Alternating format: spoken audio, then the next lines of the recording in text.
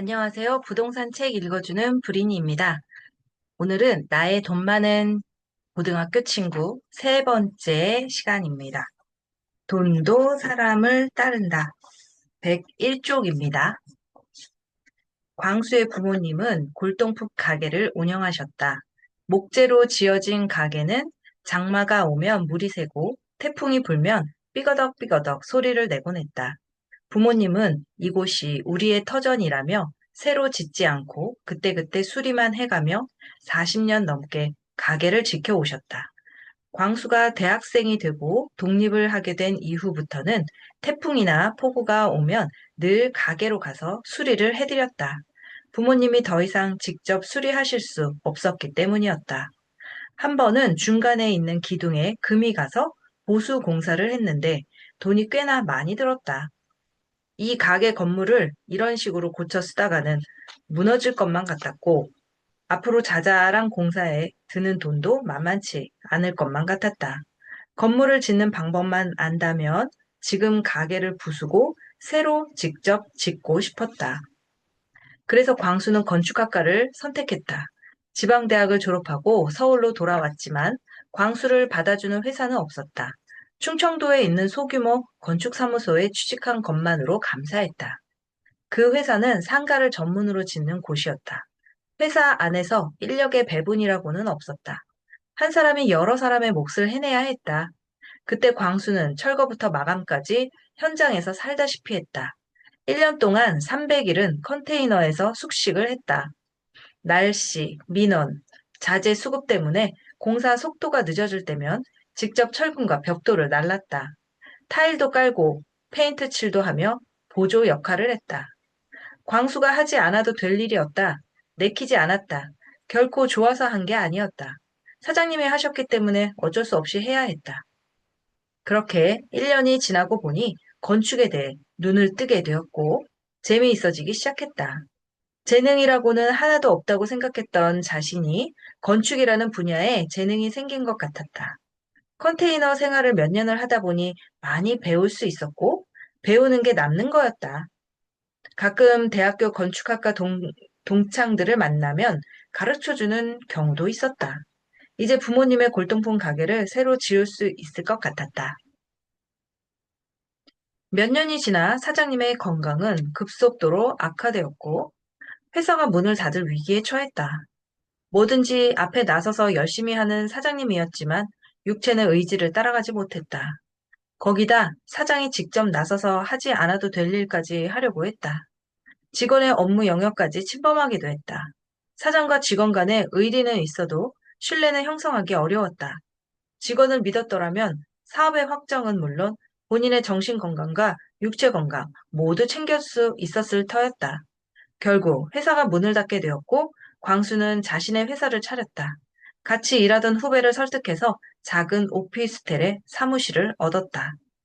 처음 맡은 시공은 중소기업의 공장이었다. 원자재비, 인건비, 공사 시간, 기간 같은 중요한 것들을 놓치는 부분이 있었다. 자신의 잘못이었기에 추가로 청구하지 않고 적자를 봤다. 그제서야 전 회사 사장님이 얼마나 대단하셨는가를 알 수 있었다. 첫 공사가 마무리되었다. 건축주는 결과에 매우 만족해하며 바로 두 번째 공장 시공 계약을 했다. 그 건축주가 주변 사람들에게 소개를 해주어 광수의 회사는 새로운 계약들을 연달아 맺을 수 있었다.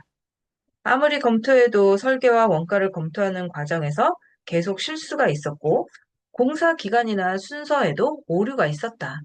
허술한 이미지를 주지 않기 위해 누락된 사실을 절대로 건축주에게 떠넘기지 않고 회사 비용으로 충당했다. 누구는 바보 같은 짓이라고 했지만 광수는 고객과의 신뢰를 만들어가는 것이 더 중요하다고 생각했다. 한 명이었던 직원은 70명으로 늘어났다. 광수는 고객과의 신뢰뿐만 아니라 직원과의 신뢰를 쌓는데도 공을 들였다. 직원들에게는 각자의 권한과 책임을 동시에 주었고 최대한 간섭하지 않으려 했다. 중소기업들 사이에서 입소문이 났고 대기업에까지 소문이 나서 제법 큰 규모의 공장도 짓게 되었다. 설계를 하고 밖에서 보이지 않도록 먼지가 날리지 않도록 소음이 들리지 않도록 펜스를 치고 그 안에서는 고된 작업들이 이루어진다. 기초가 다져지고 골조가 세워지고 서서히 형태를 드러내며 건물이 한 층 한 층 올라가는 과정을 보면 건축이라는 것은 한 사람이 부자가 되는 여정과 깊은 상관관계가 있는 것 같았다. 영철은 출근 전에 사진을 찍기 위해 현장에 들른다. 현장 소장이 호스를 휘두르며 주변에 물을 뿌리고 있다.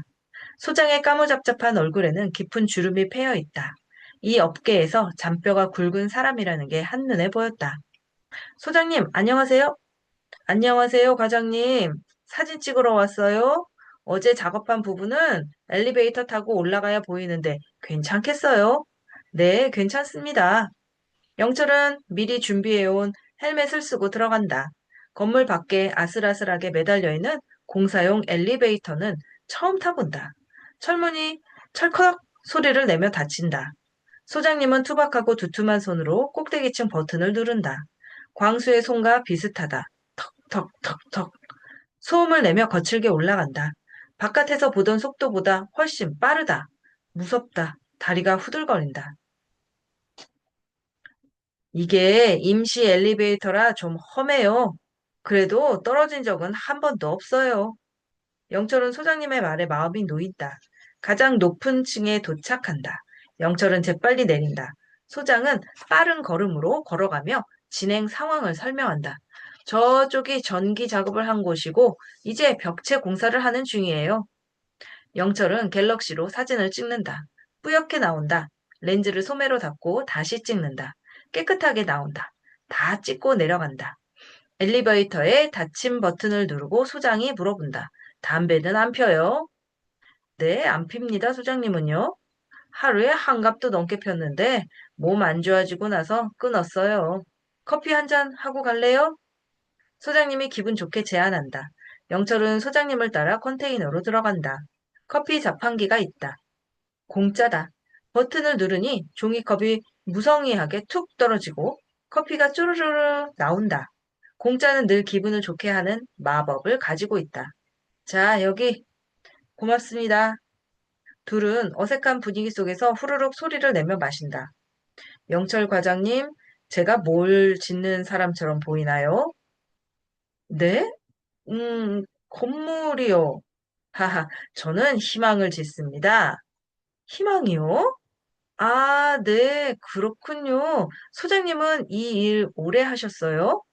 그럼요, 오래됐죠. 이제 그만해야 하는데 먹고 살아야 하기도 하고 또 건물이 올라가는 거 보면 재밌기도 하고 완공되면 뿌듯하기도 하고 남한테는 절대 이 일 하지 말라고 하면서 나는 계속 하고 있네요. 하하하하. 광수와는 어떻게 알게 되신 사이예요? 광수 사장이 말 안 했나 보네. 제가 예전에 광수 사장이 다니던 회사 사장이었어요. 네? 아, 그랬군요. 나는 사장으로 일하는 것보다 지금처럼 직원으로 일하는 게 더 좋아요. 사장으로 일할 때는 내가 나를 통제할 수 없었어요. 어떻게 하면 조금이라도 더 아낄까? 사업에 균열이 가지는 않을까? 저 직원은 왜 저것밖에 못할까? 이 직원은 나가기라도 하면 어쩔까? 누가 공사 현장에 쓰레기를 투척하지는 않을까? 온통 걱정만 하다 보니 하루에 서너 시간만 자고 계속 일을 했어요. 그러다가 쓰러졌죠. 그렇게 회사를 접었는데 좀 회복되고 나니까 심심해졌어요. 일만 하던 사람이라서 그런가 봐요. 그때 광수 사장이 같이 일해볼 생각 없냐고 해서 다시 같이 일하게 된 거예요. 아, 광수는 어떤 직원이었어요? 수첩 들고 다니면서 계속 무언가를 적고 있던 모습이 기억이 나요. 내 밑에서 힘들었을 텐데 군소리 하나 없이 잘해줬죠.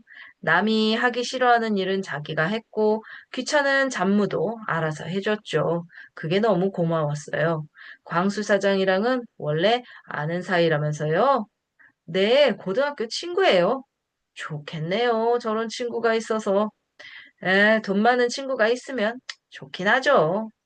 에이, 돈 많은, 나는 광수 사장보다 훨씬 돈 많은 친구가 있지만 돈보다는 사람이 중요해요. 돈도 사람을 가려가면서 따라가니까요.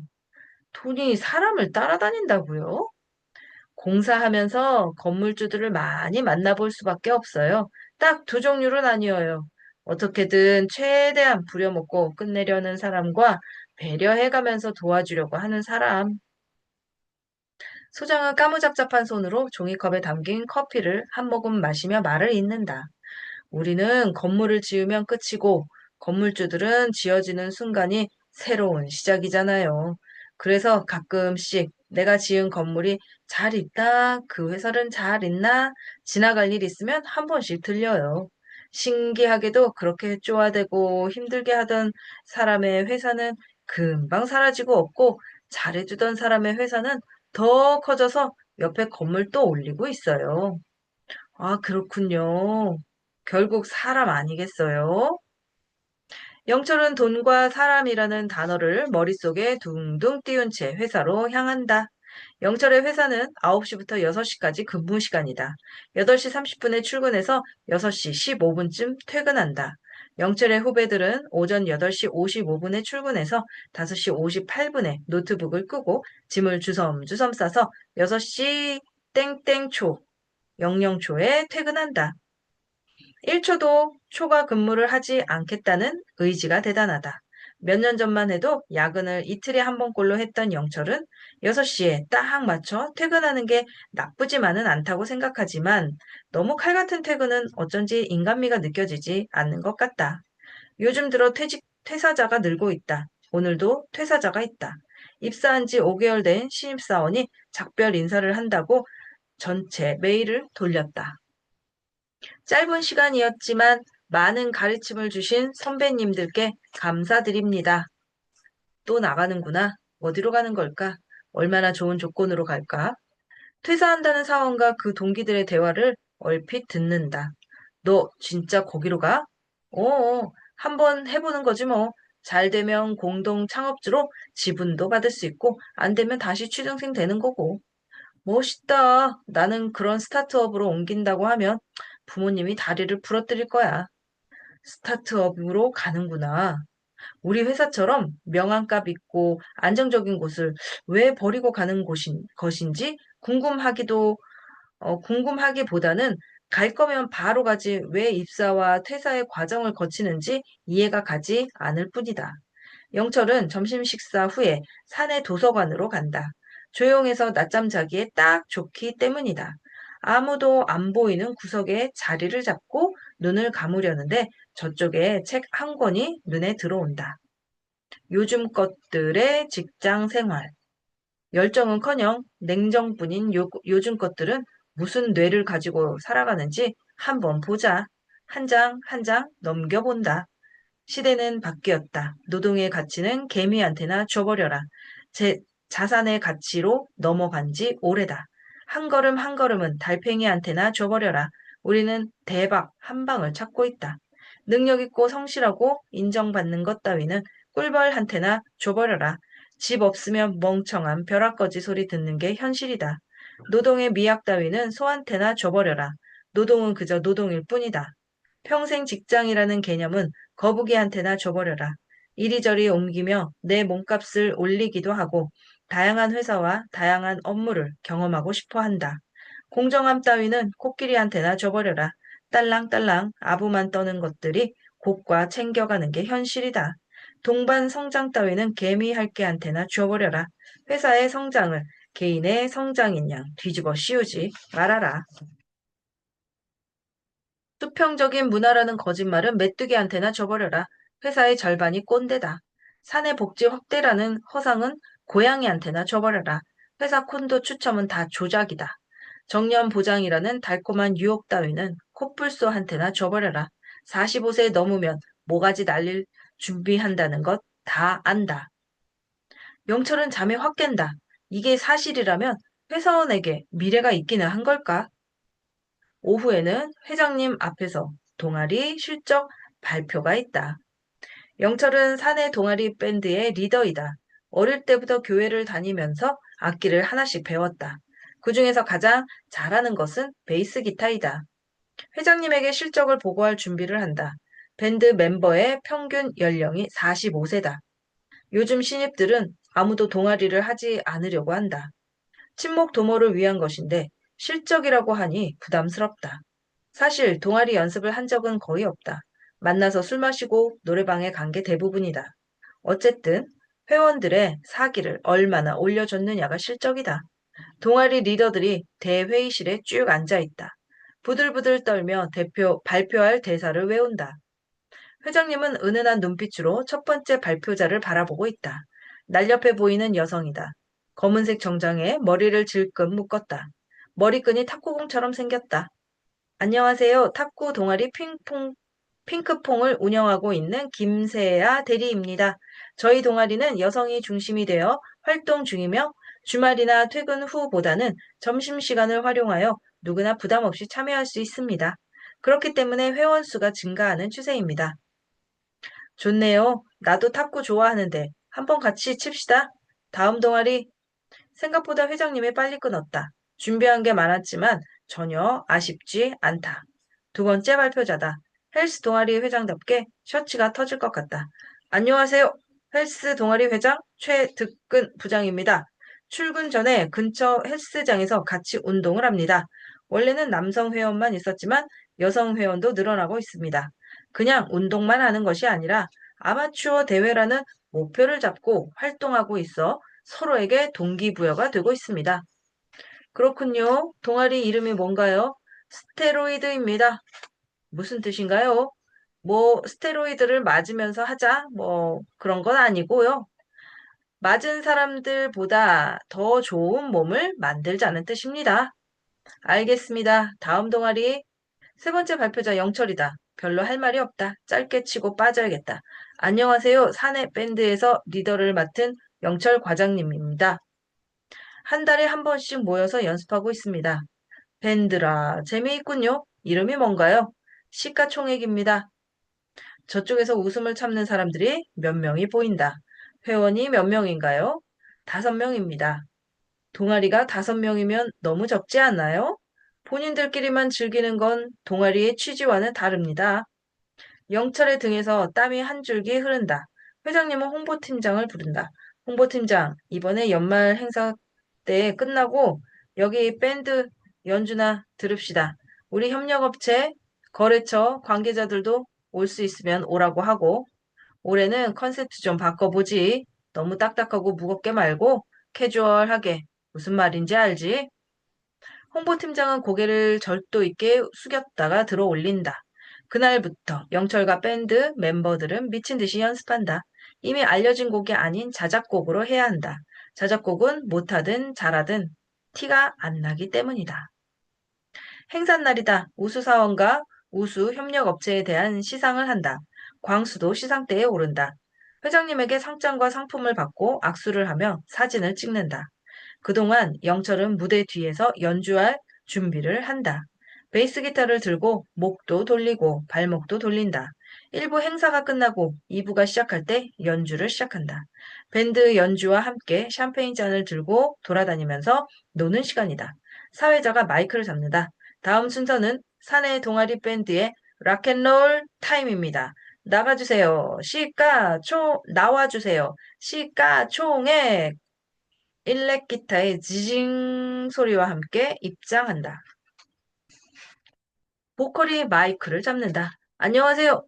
시가총액 보컬입니다. 첫 번째 곡은 줍줍 블러스입니다. 그대가 줍줍이라 생각하지만 줍줍하는 순간 곤두박질 치지. 그대가 생각하는 줍줍은 줍줍이 아니야. 누군가를 위한 인공호흡이라는 걸 알아야 해.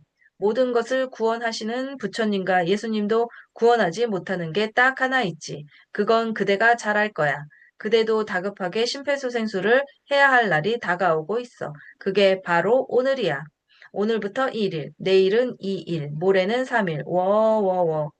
영철을 포함한 밴드 멤버들은 그동안 갈고 닦은 실력으로 연주한다. 5곡을 연주하고 내려온다. 락 음악을 끝내자 스피커에서는 잔잔한 재즈 음악이 흘러나온다. 샴페인 잔을 들고 돌아다니며 대화를 한다는 게 다들 어색하다. 다들 회장이 내 쪽으로 올지 안 올지만 주시하고 있는 분위기다. 그러다가 한 잔씩 들어가며 뇌와 입이 슬슬 풀리더니 다들 말이 많아진다. 영철도 샴페인 잔을 들고 돌아다닌다. 생각해보니 광수가 와 있었다. 광수를 찾아다니는데 저쪽에 회장님과 같이 있다. 갈까 말까 고민한다. 고민은 짧게 한다. 회장님께 잘 보일 겸 천천히 다가간다. 높디 높은 회장님과 광수는 상하 관계가 아닌 수평 관계로 보인다. 보통 회장님 옆에 있으면 어깨가 굽고 허리가 숙여지기 마련인데 광수는 어깨를 떡 벌리고 허리도 꼿꼿이 펴고 있다. 회장님 앞에서 저렇게 여유로운 사람은 처음 본다. 나의 돈 많은 고등학교 친구. 뿌듯하면서도 부럽다. 점점 더 가까이 간다. 내가 껴서는 안 될 분위기다. 레벨이 다르다. 마치 사자들의 식사에 토끼가 끼는 것만 같다. 회장님이 나를 인지한다. 영철 과장, 이리 오게. 한잔해. 창립자의 외동딸, 50대 중반, 짧은 머리, 흰색 블라우스 위에 자줏빛 재킷, 단아한 구두, 운동으로 다져진 탄탄함, 나이에 맞는 주름에 잘 관리된 피부, 그리고 또렷한 눈빛. 공격력은 없지만 높은 전투력을 가지고 있어 함부로 대하기 어려운 아우라. 회장이란 직책이 범접할 수 없는 분위기를 만든 건지 그녀의 태생적인 독특한 매력인지 분간이 가지 않는다.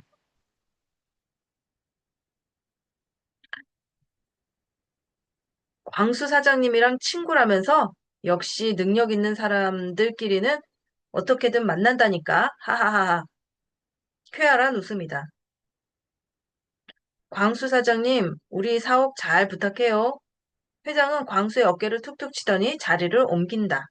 영철은 회장님이 시야에서 사라지기를 기다린다. 광수야, 회장님이 뭘 하셔? 우리가 친구 사이라고 말씀드렸어. 정말? 또 무슨 얘기한 거야? 평창동에 집 지을 계획 있으시다고 그것도 해달라고 하셨어. 아, 또, 미술품에 관심 많냐고 물어보셨어? 없다고 하기에는 좀 그래서 있다고 했더니 언제 한번 그림 보러 가자고 하시네. 회장님이, 너랑? 응, 회장님 친구분들도 많으실 텐데 왜 굳이 나랑? 네가 편한가 보네. 뭐, 그럴 수도 있고. 너도 갈래? 영철은 요즘 아트 재테크가 유행이라는 것을 익히 들었다. 이번 기회가 아니면 왠지 기회가 없을 것 같다. 네가 회장님한테 말해줘. 영철 과장도 같이 가도 되냐고. 일주일 뒤 한남동에 있는 갤러리에 같이 가기로 약속이 잡혔다. 나의 돈 많은 고등학교 친구는 정말 대단하다.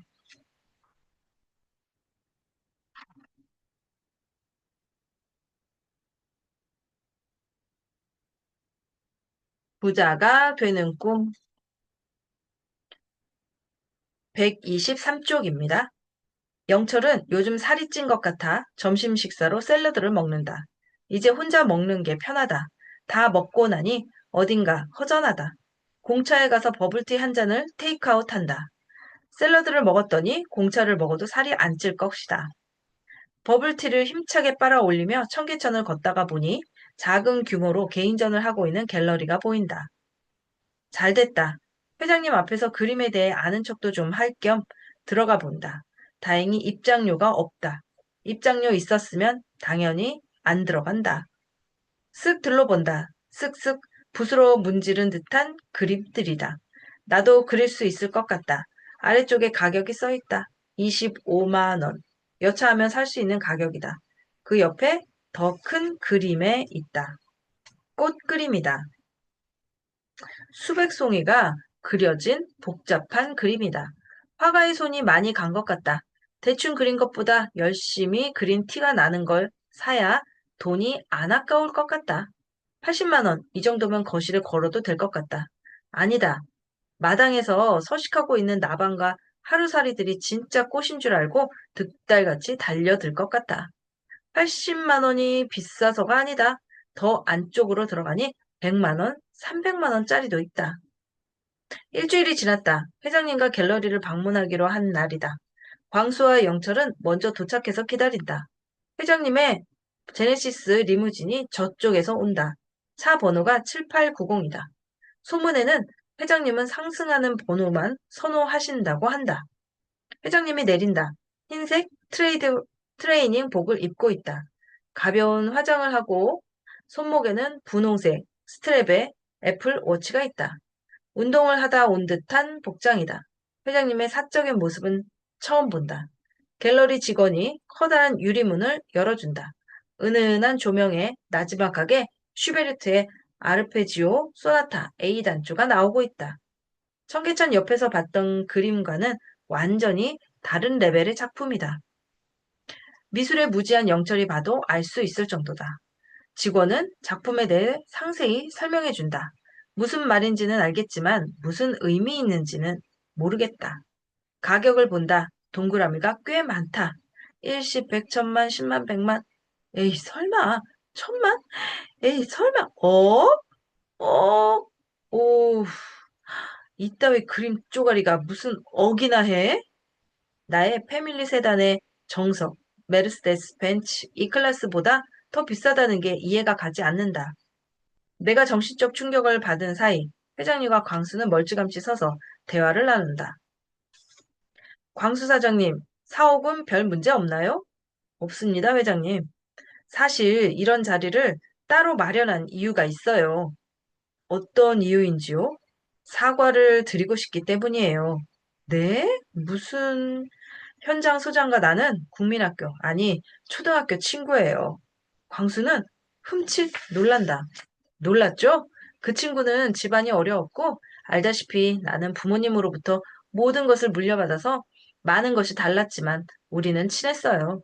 부끄럽지만 부모님의 부정부패와 온갖 비리 때문에 집안이 조용한 날이 없었어요. 언론에도 안 좋은 일들로 비춰지면서 친구들 사이에서 따돌림을 받기도 했답니다. 회장과 광수는 다른 그림으로 시선을 옮기며 천천히 걷는다. 그러셨군요. 그 친구는 좀 달랐어요. 날 알아주고 이해해줬어요. 하루는 집에 있는 음료수와 빵을 나눠주려고 했는데 자기는 거지가 아니라며 거절하더군요. 그때 알았죠. 나도 모르게 여유 있는 내가 도와줘야겠다고 생각했다는 것을요. 그게 잘못된 거였어요.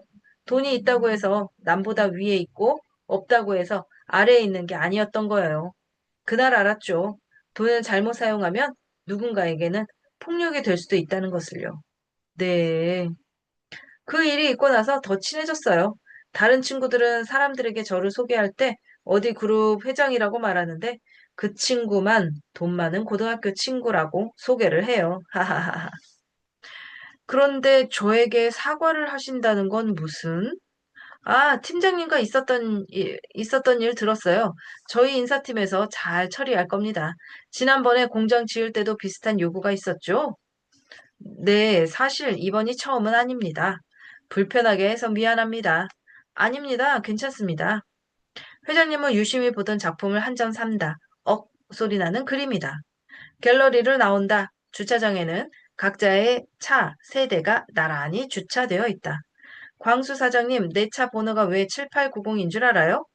명철은 답을 이미 알고 있다. 회장님이 상승하는 번호를 좋아한다는 것을. 광수가 대답한다. 잘 모르겠습니다만 회장님의 철학과도 관련이 있나요? 부모님이 회사를 경영하시면서 나에게 물려줄 때까지 만든 불법 자금이 총 789억이었어요. 그래서 789라고 했고 마지막 0은 내가 추구하는 숫자예요. 깨끗한 것, 윤리적인 것, 투명한 것. 최소 내가 회장으로 있는 기간만큼은 나 자신에게 떳떳하고 싶어요. 그래야 직원들에게도 떳떳할 수 있지 않겠어요? 영철은 집으로 오면서 생각한다. 회장님의 깨끗한 이미지는 외모만으로만 나오는 게 아니라는 것. 본인이 깨끗하기에 직원들에게 깨끗함을 강조할 수 있다는 것. 멋있다. 사기꾼 같은 점쟁이 무당 누님은 영구 삭제하고 나의 멋있는 회장님을 진짜 누님으로 모셔야겠다. 그리고 아까 가장 저렴했던 1200만 원짜리 그림이 머릿속에 아른거린다. 10년 뒤에는 1억 2천으로 떡상할 것 같다. 집에 도착해 아내와 맥주를 마신다. 자기야, 나 그림 하나 살까 하는데. 그래? 얼만데? 1200만 원. 그림 하나 잘 사두면 평생 먹고 살 수 있대. 아내는 맥주캔을 탁 내려놓더니 말한다. 양치는 맨날 20분씩 하면서 왜 그딴 말만 입에서 나오는 건데? 하지 마. 아무것도 하지 마. 제발 가만히 있어. 화가 난 말투다. 공격이 시작될 것만 같다. 아니다. 아니나 다를까 머리를 거칠게 쓸어 넘기면서 목소리를 높인다. 당신이 주식으로 말아먹고 이 집값 반토막이 났어도 내가 아무 말도 안 했어. 그런데 그립을 사겠다고? 제정신이야? 당신은 가만히 있는 게 투자야. 문을 쾅 닫고 들어가 버린다. 월요일 아침, 영철은 주말 내내 아내와 한마디도 하지 않았다. 아니, 못했다. 말을 걸 수 없었다. 요즘 남자 동료들이 하나둘씩 갤럭시에서 아이폰으로 바꿨기에 같이 바꾸려고 했는데 그것마저 못하게 생겼다. 사옥 공사 현장으로 바로 출근한다. 건물이 점점 높아지는 것이 신기하다. 크레인이 열심히 양파를 뻗고 왔다 갔다 한다. 광수는 컨테이너 안에서 도면을 보고 있다. 영철은 간이 의자에 앉는다. 마누라한테 그림 산다고 했다가 핸드폰도 못 바꾸게 생겼네. 에이, 넌 그날 뭐 샀어? 광수는 도면을 보며 건조하게 대답한다. 아무것도 안 샀어. 위험한 투자는 안 해. 요즘 미술품 투자가 유행이라던데. 비트코인 같은 거지. 대박 아니면 쪽박? 정답. 회장님도 한 방울 노리시는 건가? 그분은 돈이 넘치셔. 그래서 보통 사람들하고는 다르지. 그럼 미술품은 투자 가치가 없다고 봐? 광수는 도면에서 눈을 떼고 영철을 바라본다. 예술적 가치와 투자적 가치는 다른 것 같아. 매매라는 것은 싸다와 비싸다의 간격이 좁혀졌을 때 성사가 되는데 미술품은 싸고 비싸고를 판단하기도 어렵고 그 간극이 너무 커서 거래가 이루어지지 않을 가능성이 크지. 유명한 작가가 그리면 비싼 거, 아니면 싼 거, 뭐 그렇게 결정되는 거 아닌가? 뮤지컬 오페라의 유령에서 가장 좋은 자리를 50만 원에 사서 관람했다고 쳐. 누구는 50만 원이 전혀 아깝지 않았다고 할 테고, 누군가는 시간 낭비에 돈 낭비했다고 느낄 수 있지. 이런 예술은 사람의 감정에 의한 판단이라서 매도자와 매수자 사이의 심리적 불균형이 다른 자산들보다 훨씬 클 수밖에 없어.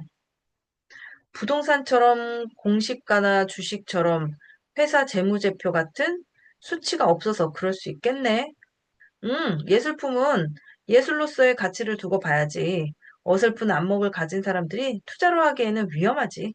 공급도 너무 많아. 지금 이 순간에도 수천 명의 아티스트의 작품이 시장에 쏟아져 나오고 있어. 하지만 훌륭한 회사는 한 해에 한 개가 생길까 말까 해. 부동산도 마찬가지고. 듣고 보니 그러네. 그런데 왜 이렇게 광풍인지 모르겠네. 자신이 넘치는 사람들은 더 이상의 사치제가 없어서 컬렉팅을 하고 있는 거야.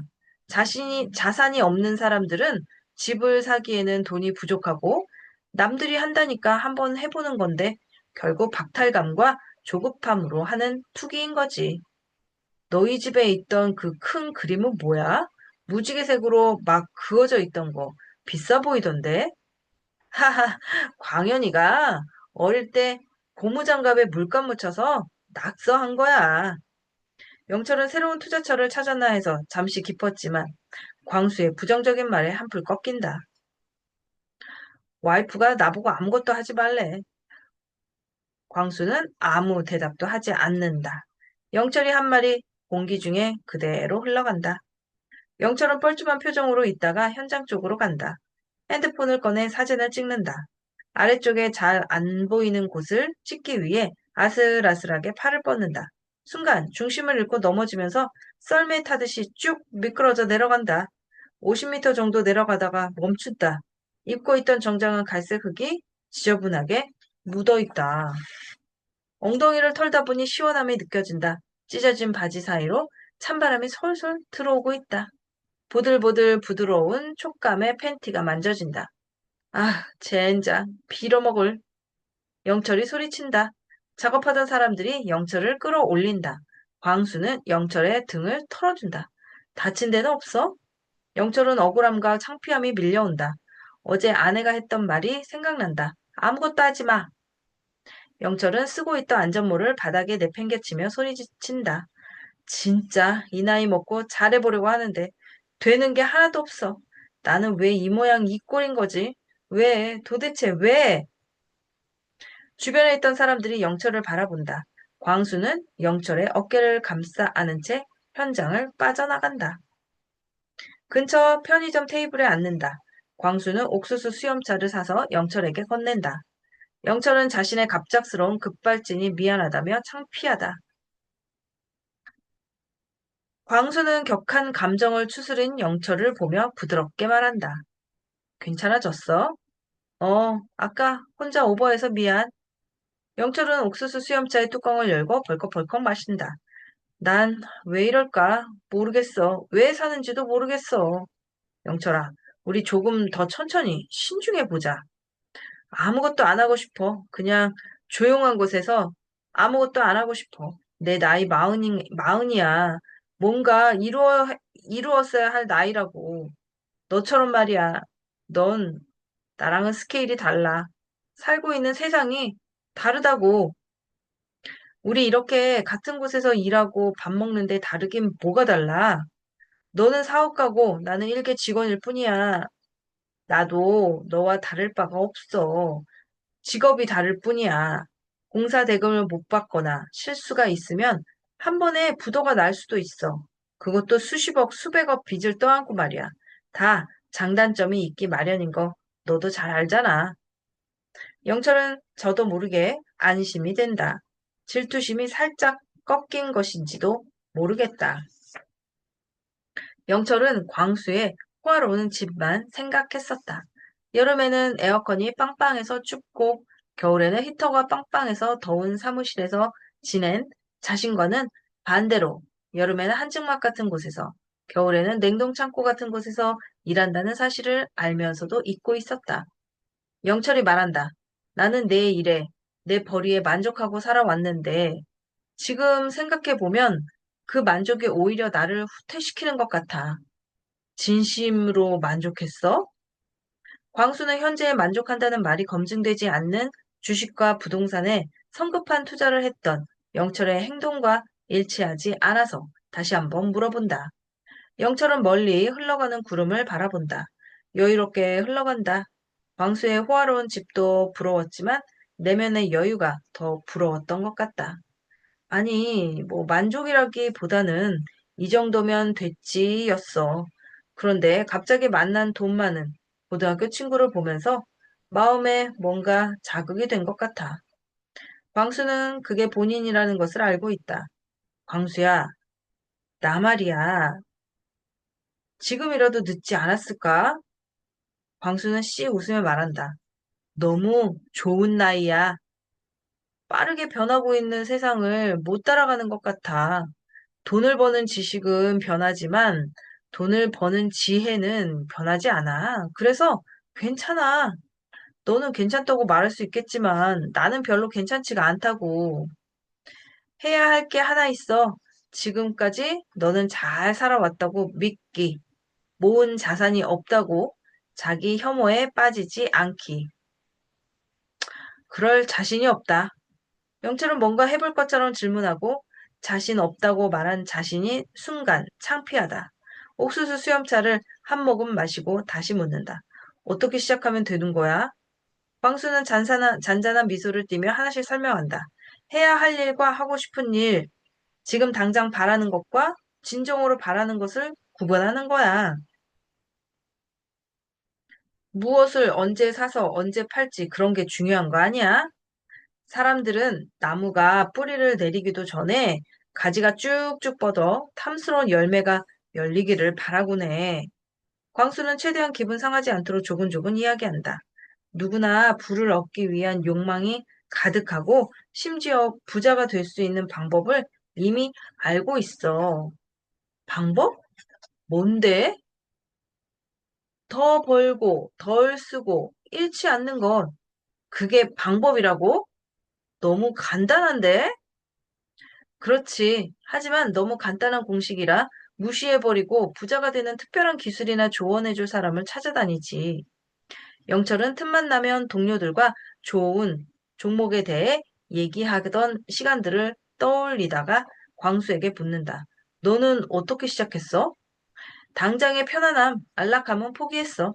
자신감을 내려놓고, 자존심을 내려놓고, 소비를 줄이고, 무엇이 자산이고 무엇이 부채인지 파악하고, 그때그때 밀려오는 인생의 풍랑을 피하지 않고, 마주하려 했어. 말만 들어도 피곤하다. 광수는 들고 있던 옥수수 수염차를 내려놓는다.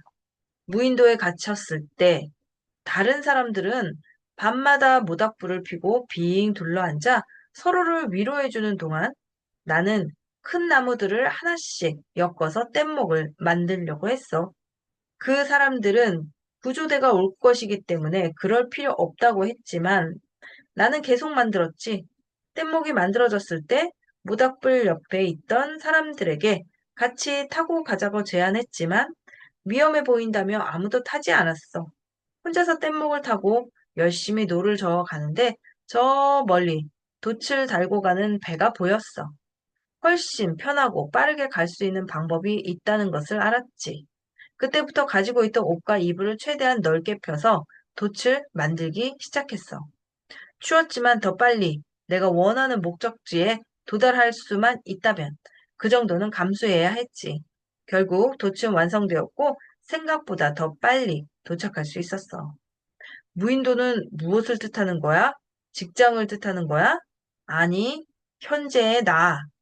그럼 뗏목은 그랜저, 종잣돈, 지식, 지혜, 돛은 자산, 목적지는 자유. 음, 영철이 멍하니 옥수수 수염차 페트병의 밑부분을 손에 쥐고 시계 반대 방향으로 돌린다. 광수는 말을 이어간다. 대부분의 사람들은 욕망에 끌려가지만 부자가 되는 과정을 밟게 되면 욕망을 줄이는 방법을 알게 돼. 그래도 살면서 하고 싶은 것들, 먹고 싶은 것들은 먹으면서 살아야 하잖아. 처음에 습관은 내가 만들지만 시간이 지나면 결국 습관이 나를 만들고 처음에 돈은 내가 따라가지만 시간이 지나면 결국 돈이 나를 따라오지. 광수는 이 말이 입안에 맴돌았으나 너무 가르친다는 느낌이 들어서 돌려 말한다. 불안, 올바른 습관이 반복된 결과일지도 몰라. 그 말을 들은 영철은 그렇게까지 해서라도 부자가 되어야 하는가 하는 의문이 생긴다. 그런데 부자가 꼭 되어야 하는 거야? 그건 네 마음속 깊은 곳에서 어떤 울림이 있는지에 따라 다르지. 부자가 되어도 안 되어도 상관없어. 나는 다 잘하고 싶어. 주식도 부동산도 회사 일도 잘할 수 있어. 어떻게? 주식과 부동산은 재화나 서비스가 아닌 자산이야. 사고 팔기를 반복하는 게 아니라는 뜻이야. 좋은 것을 사고 모아가면서 인내심을 가지고 오래 보유하기만 하면 돼. 하지만 그 인내심 뒤에 맴돌고 있는 조바심이라는 빌런을 조심해야 해. 무슨 말인지는 알겠는데 나는 애초에 좋은 것을 사지 않았어. 그게 아니라면 뭐 그게 아니라 못한 거였지. 몰랐으니까.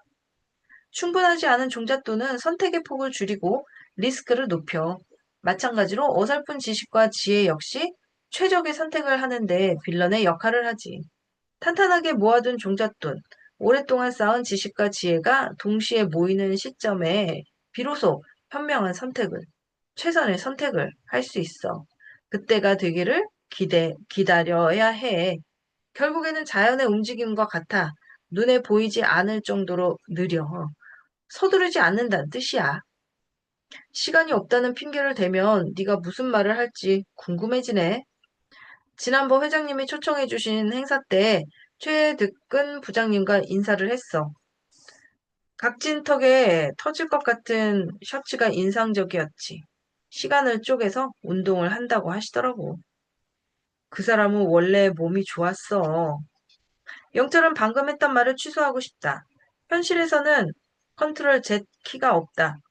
그런 영철의 표정을 본 광수는 고개를 끄덕인다. 그렇게 생각할 수 있다라는 뜻인 것 같다.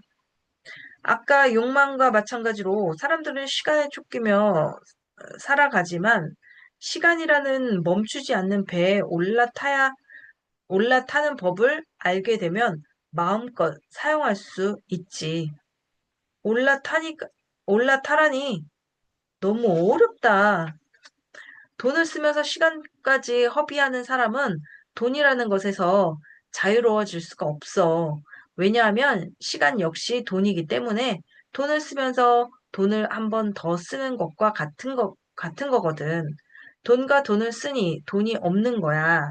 결국엔 그 돈을 벌기 위해 더 많은 일을 해야 하지. 그 굴레에서 벗어나기가 어렵게 돼. 회사 가는 것부터 해서 근무 시간에 퇴근 시간까지 너무 싫어. 그래서 집에 오면 아무것도 하기 싫고 그냥 누워 있고 싶어. 내가 문제인 거야? 모든 문제를 정의하는 것은 나 자신이라고 봐. 흐, 또 내 잘못인가? 회사 일이 지겹고 짜증나는 것 투성인 건 사실이잖아. 짜증이라는 것, 짜증나는 것이라고 이름을 붙이는 것도 바로 자기 자신이야. 어쩌면 그게 가짜 의식일 수도 있어. 틀 안에 가두는 신념과 고정관념으로 나를 제한하는 거지. 그렇다면 객관적으로는 할 만한 일인데 짜증나는 일, 스트레스 받는 일이라고 내가 인식하고 있다는 거야? 그럴 수 있다는 거지. 아, 이해가 안 되네. 꼴보기 싫은 팀장, 건방진 후배. 나한테는 전혀 도움 안 되는 쓸데없는 잡일이라고 생각하는 게 모두 나의 의식 때문이라니. 그럼 너는 하고 있는 일에서 전혀 스트레스 안 받아? 일에 대한 스트레스는 있지만 그것을 내 자아, 인생, 존재, 이유 같은 그런 내면의 공간에는 투여하지 않아. 스트레스를 주는 그 과제만 해결하면 되거든. 어떻게 그게 가능할 수 있지? 관조적 태도, 관조적 시선, 그리고 관조적 삶. 관조라는 게 무슨 뜻이야? 네이버에서 찾아봐. 영철은 네이버에서 관조를 검색한다. 어학 사전에서 단어를 둘러본다.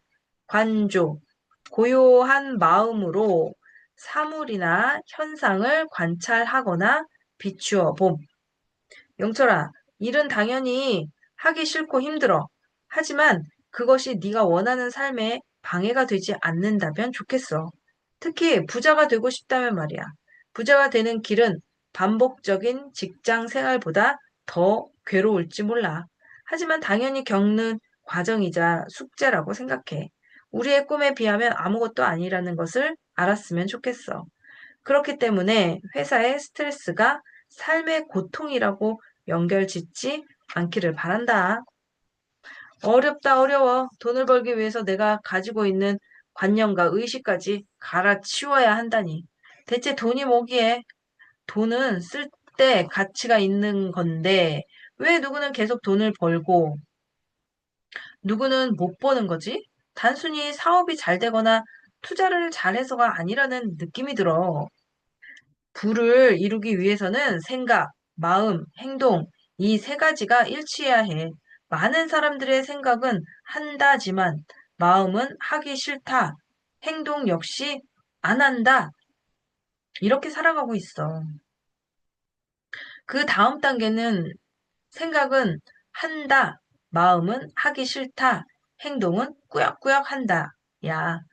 그러면서 뭐라도 하지만 이게 지속되면 오래 가지 못해. 그래도 어떻게든 하다 보면 마음이 하기 싫다 해서 하고 싶다로 바뀔 수 있지. 그럼 최상의 경우는 생각, 마음, 행동이 전부 하고 싶다인 거지? 음, 이 세 가지가 같은 선상에서 한 뜻으로 모아진다면 강력해져. 그 시너지는 덧셈이 아닌 곱셈의 효과를 불러올 수 있지. 세 가지 요소 중 하나라도 다른 방향을 보고 있다면 불을 이루기 어렵고 이룬다 하더라도 유지하지 못해. 나는 부자가 되고 싶은 생각도 마음도 있어서 주식과 부동산을 사는 행동을 했는데 그 결과는 왜 이렇지? 그때 너의 마음은 사실 하기 싫다였을 거야. 아니야, 하고 싶어서 행동한 거야. 주식과 부동산에 대해 깊이 공부하기 싫다. 그래서 쉽게 하고 싶다. 솔직히 나도 알아. 한 방은 없다는 거. 노력 없이는 안 된다는 거. 그래도 그렇게 마음먹은 게 잘 안 돼. 많은 사람들이 자신의 생각, 마음, 행동이 오로지 자신 안에서 만들어진다고 생각하지만 사실은 외부적인 것들에 영향을 받고 있다는 것을 잘 몰라. 수동적이라는 뜻이야. 비슷해. 문제는 외부로부터 받은 과제를 해결하려고만 할 뿐 스스로 찾지는 못한다는 거야. 외부의 자극에서 생기는 수동적 의지는 지속되기가 어렵기 때문에 내 안에서 의지를 찾고 그것을 밖으로 끌어내야 해. 광수야. 그렇지만 주변 사람들, 상사, 후배들도 나와 마찬가지로 주어진 일을 하기도 급급해. 그 와중에 소소한 행복을 찾는 거지. 내 안에서 끌어낸다는 건 너무 이상적인 것 같아. 우리의 행복 지수는 업무를 처리하고 문제를 풀어가는 과정에서는 마이너스이고 업무를 완수했을 때 비로소 0이 돼. 그러다 보니 플러스가 아닌 마이너스와 0 사이에서 왔다 갔다 하고 있는 거야. 그래서 행복할 수도 없고 만족할 수도 없고 이 정도면 됐다라는 안도감을 행복이라고 믿고 살아가고 있어.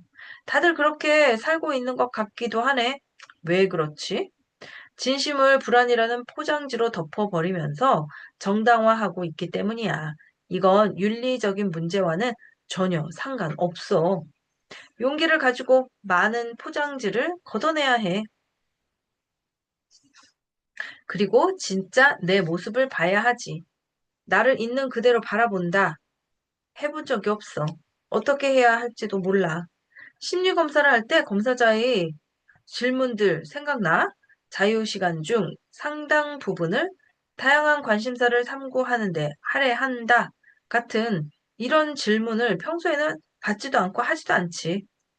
나에 대한 수많은 질문들을 던져보는 거야. 물론 대답은 기분과 상황에 따라 바뀔 수 있어. 왜 바뀔 수 있지? 이런 질문을 주고받는 게 처음이긴 하지만 누구나 처음은 아니지. 누구나 처음은 어렵지. 내가 이룬 게 없는데 나에게서 찾는다는 것은 너무 어려운 일인 것 같은데 자신감만 있으면 돼. 이룬 게 없는데 무슨 자신감이 있겠냐고.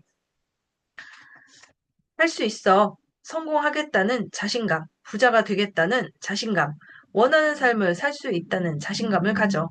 하다가 잘 안 되면 자기 비하를 하거나 남 탓을 하기보다는 이건 액땜이다, 과정의 일부다, 라는 긍정적 해석을 만들어내면서 계속 전진하는 거야.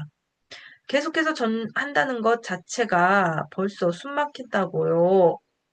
잠시 정적이 흐른다. 영철은 광수의 충고를 곱씹어 보더니 말한다. 네가 지금까지 말한 것들을 적용하면 나도 부자가 될 수 있을까?